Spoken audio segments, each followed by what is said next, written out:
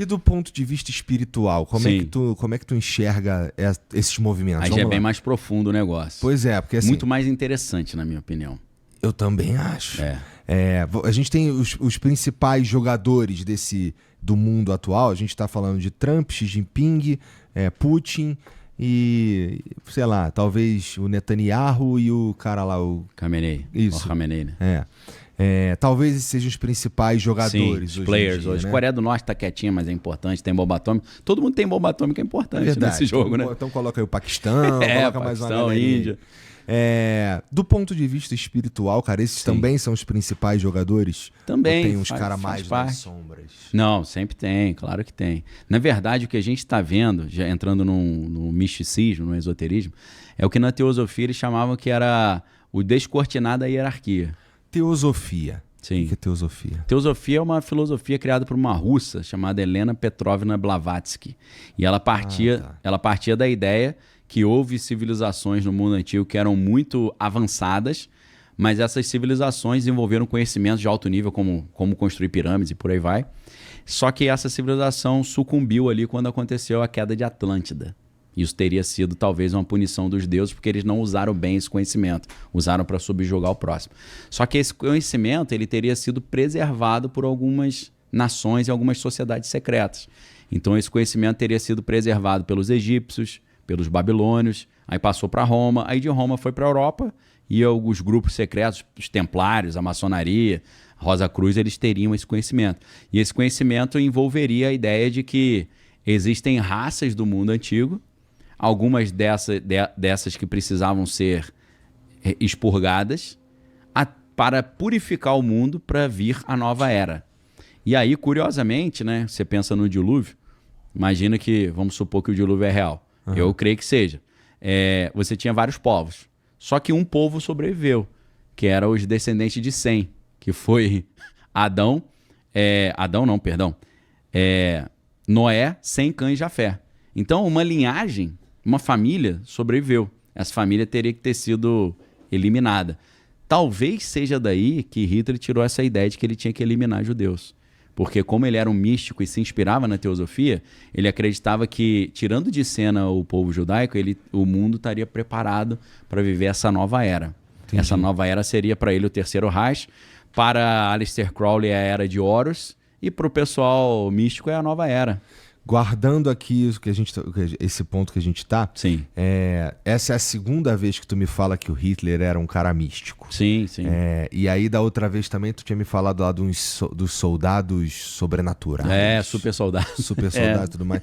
Primeiro... Essa história é maneira pra caraca. Da onde que se tira que Hitler gostava desses assuntos místicos? Então, ele tinha envolvimento com a sociedade secreta chamada Thule, Sociedade Thule. E eles estavam procurando um negócio que se chama Vril, que é uma energia espiritual.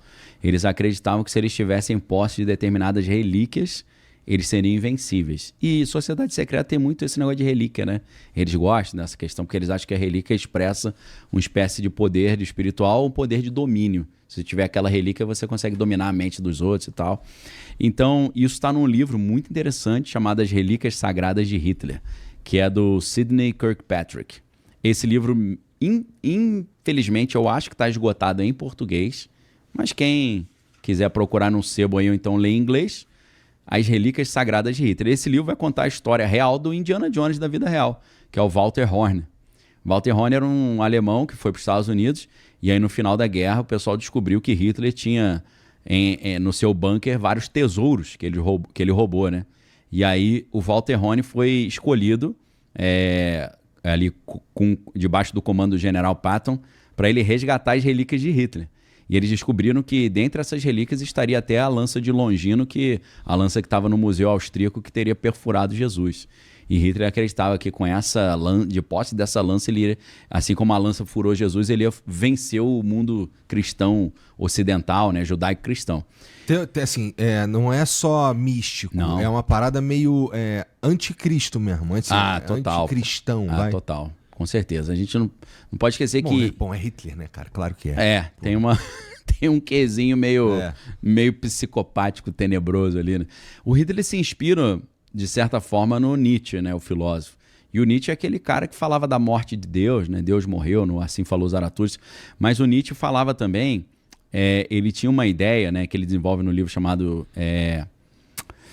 são vários livros, Vontade e Potência, Além do Bem e do Mal, Genealogia da Moral. Se você reúne esses livros, você vai ver que ele está dizendo o seguinte, que o cristianismo, a visão de mundo cristã, é uma mentalidade de escravo. E eles, naquele momento que Nietzsche está escrevendo, a Alemanha está querendo se consolidar como um país. Não era um país, eram vários povos, várias regiões e tal. Você tinha a Prússia, né? Não tinha o país Alemanha. E o país Alemanha chega muito tarde, né? Se a gente pensa que Portugal e Espanha se unificaram na época da Reconquista, que os árabes dominavam, a gente está falando de países que eram antigos pra caramba. A Alemanha, quando os alemães vieram morar no Brasil, na colonização, e os italianos, não tinha nem Itália nem Alemanha, meu irmão. Foi ter depois, quando eles venceram lá o rei Vítor Emanuel e o Garibaldi, né? Aqui estava tendo a Revolução Farroupilha, né? E o Garibaldi estava envolvido nessa história e não tinha nem Itália ainda. Então a Alemanha, ela tentou arrumar uma força nacional para unificar o país. E aí vem o Otto von Bismarck e tal. Então eles falavam muito nessa época do Nietzsche sobre nós somos fortes, nós somos descendentes dos antigos teutônicos, dos antigos visigodos e tal. Então tinha esse negócio da força. E o Nietzsche via o cristianismo como um empecilho para isso.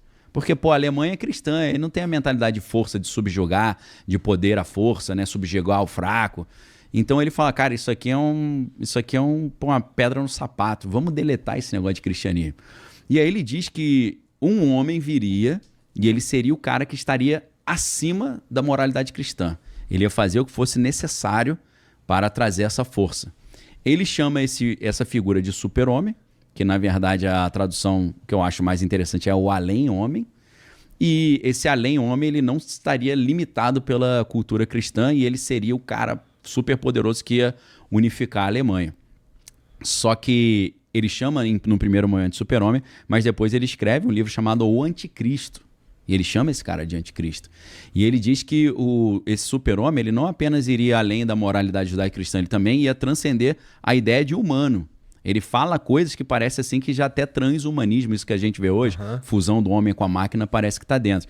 Tem um outro livro muito legal que é um livro do Gilles Deleuze sobre o Michel Foucault. Porque o Michel Foucault estudou muito esse conceito do Nietzsche, né? O nome do livro é Foucault. E nesse livro, acho que o último capítulo chama Sobre a Morte do Homem e o Super-Homem. Cara, ele faz uma análise dessa ideia do Nietzsche, da ideia do super-homem, do além-homem, muito interessante. Foucault? Não, o nome do livro é Foucault. E quem que escreveu? É Deleuze. Escreve Deleuze, com Z. D-E-L-E-L-E-U-Z-E. Deleuze. É Gilles Deleuze, né, que fala. Então é um livro legal pra caramba, pra galera entender um pouco isso, né? Então, assim, se Hitler se inspira em Nietzsche, ele tem um pouco esse negócio do eu sou o super-homem. Ele se via como super-homem. Na verdade, o que é muito interessante, já outra dica para quem gosta dessas conversas, quando Dostoiévski escreve Crime e Castigo, ele está refletindo sobre essa ideia. Porque Napoleão é uma espécie de super-homem também. Que o cara chegou e falou, meu irmão, eu vou fazer as coisas do meu jeito e acabou. Então ele domina a Europa inteira, monta um império. Então Napoleão é um símbolo desse super-homem também. Só que aí o Dostoiévski, no Crime e Castigo, ele vai falar sobre a história de um cara chamado Raskolnikov, que é o sobrenome, né? O nome dele é Rodion Romanovich Raskolnikov, né? Eu gosto pra caramba, eu lembro dos nomes. E esse cara, ele era um estudante que estava passando perrengue para pagar a faculdade de Direito, se eu não estou enganado, e aí a irmã dele ia casar com um cara nojento só porque o cara tinha dinheiro, e ele falou, pô, cara, eu tô precisando de dinheiro e tal. E aí tem uma agiota lá na cidade que empresta dinheiro para todo mundo, ele fala, pô, vou matar essa agiota, eu vou roubar o dinheiro. Só que aí, meu irmão, o título do livro já é um spoiler, né?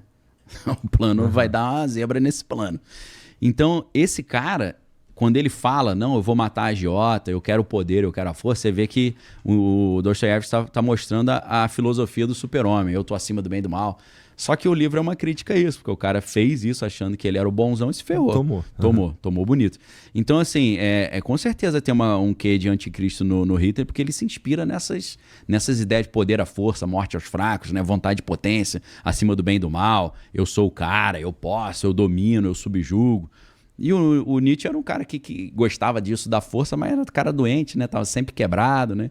Então acho que era um sonho da vida dele, né? E aí o Hitler, então, tá bom. Aí o Hitler, ele teoricamente, ele manjava do Paranauê. E participava da Thule. Sociedade Thule. Provavelmente tinha algumas relíquias ali, porque, que nem você falou, eu não lembro o nome do que você falou. A lança de Longino. Mas teve um cara que foi lá. O Walter Horn, que foi. Só que o cara chegou lá onde tava o bunker com as relíquias, não tava lá, meu irmão, o nego levou. Ou não estavam lá pra valer, né? Não, dizem que levaram pra Argentina, eles esconderam em algum outro lugar. A gente não sabe onde tá. Fortunas, né? Os caras não brincavam de serviço, né? Os caras tinham plano B, C, D, E. Tanto que eles perderam a guerra, mas a elite foi toda trabalhar nos Estados Unidos, né?